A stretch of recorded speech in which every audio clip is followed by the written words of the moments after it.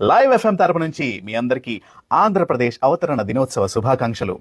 ఆంధ్ర అన్న పేరు వినగానే చాలా మందికి చాలా కథలు గుర్తొస్తాయి. ఎంతెంతో మంది ఎన్నెన్నో వర్ణనలు చేశారు. కానీ అన్నిటికంటే టాపెస్ట్ నాకు గుర్తొచ్చేది ఏంటో చెప్పమంటారా? మహాభారతంలో కురుక్షేత్ర యుద్ధంలో జరుగుతున్నప్పుడు యుద్ధ ప్రస్తావన వచ్చి మనకి ఎటువంటి సైనికులు కావాలి అని వచ్చినప్పుడు ఒక గ్రాండ్ ఎలివేషన్ ఉంటుంది.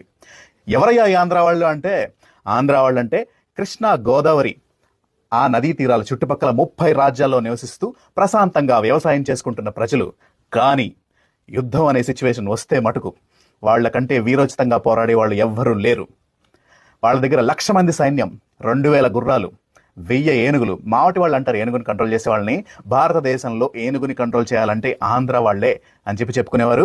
వీరులు, ధీరులు, సూరులు, విశ్వామిత్రుడి వంశంలో పుట్టిన వాళ్లే ఆంధ్ర వాళ్ళు అని బాహుబలి రేంజ్ లో ఒక గ్రాండ్ ఎలివేషన్ ఉంటుంది ఈ కురుక్షేత్ర యుద్ధం డిస్కషన్ లో.